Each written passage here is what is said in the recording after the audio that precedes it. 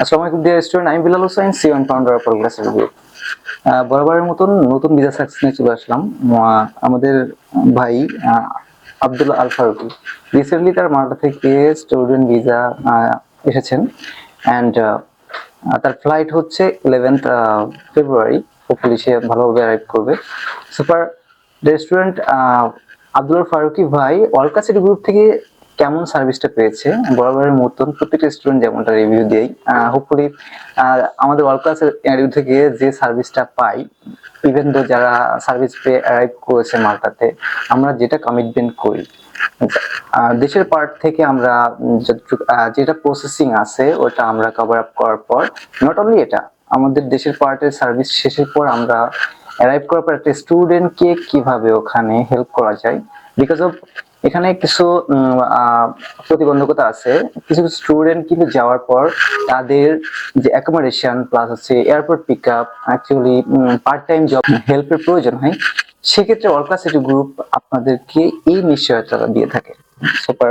এখন আমরা আব্দুল্লাহ ফারুকি ভাইয়ের কাছে চলে যাব যে ওনার অলকা সিটি গ্রুপ থেকে ফার্স্ট পার্টে যে আপনার সার্ভিসটা ওনার কেমন লেগেছে, ইভেন তো তার ওয়ার্ল্ড ক্লাস এডুর সাথে যে long time or short time যে জার্নিটা ছিল সে একটু এক্সপ্লেন করবে kindly.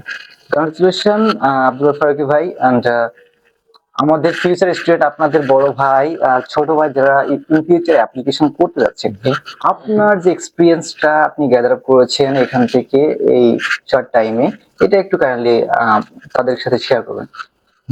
This is your visa copy. প্রথমে আমি ধন্যবাদ জানাতে চাই ওয়ার্ল্ড ক্লাস এডু গ্রুপকে। তাদের অনেক কষ্টের বিনিময়ে আমার এই ভিসা সাফল্য।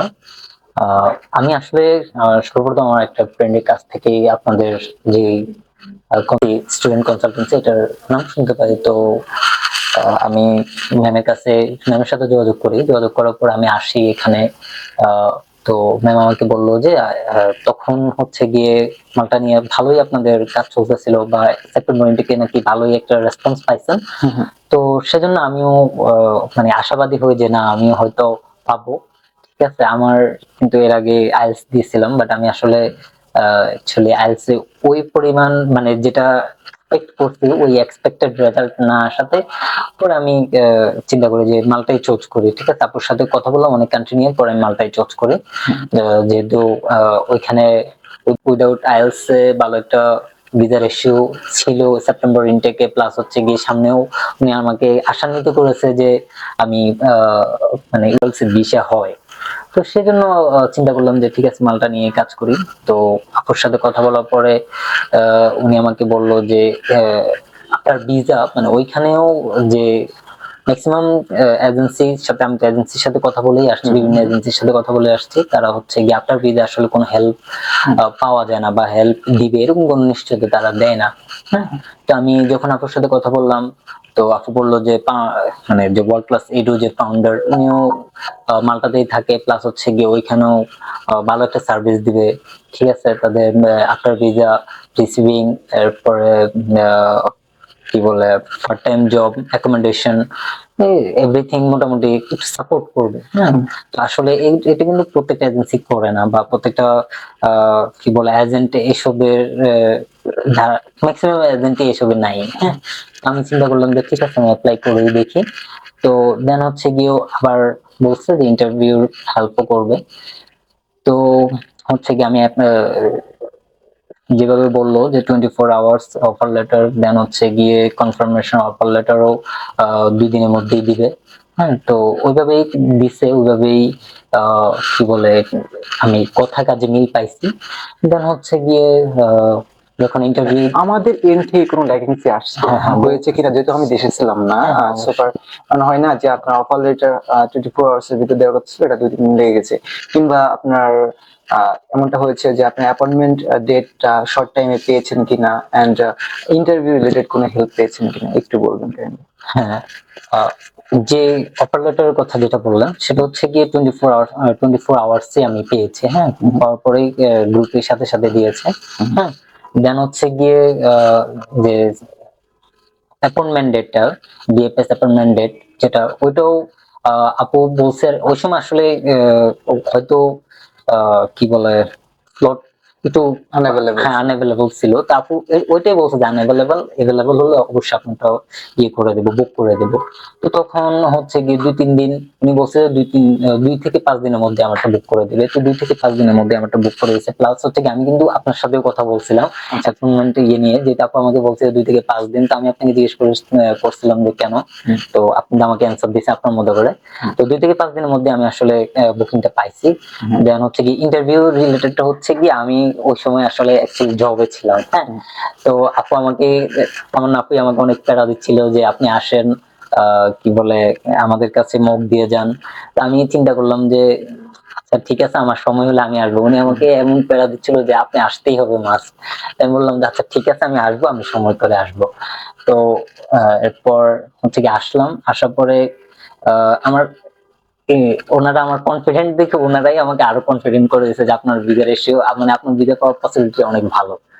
তো হচ্ছে গিয়ে আমার আলহামদুলিল্লাহ ইন্টারভিউ ভালো হয়, আর ইন্টারভিউ সাপোর্ট অনেক ভালো পেয়েছি, মানে আমি যতটা আশা করিনি তার থেকে বেশি পেয়েছি।